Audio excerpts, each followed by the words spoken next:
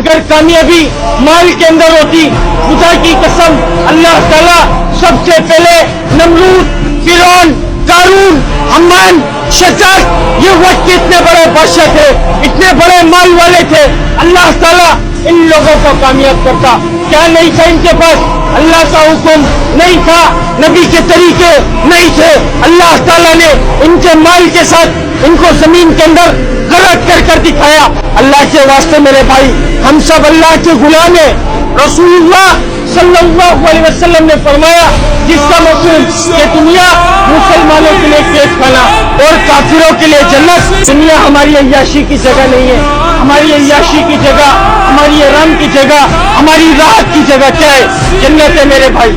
اور اس جنت کا کیا ذکر فرما رہے کہ وہ جنت اللہ نے کس کے لیے تیار کر رکھی؟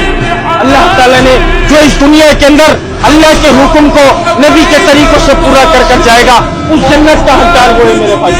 1,24,000 پیغمبروں کو اللہ تعالیٰ نے دنیا میں معبود فرمایا تھا.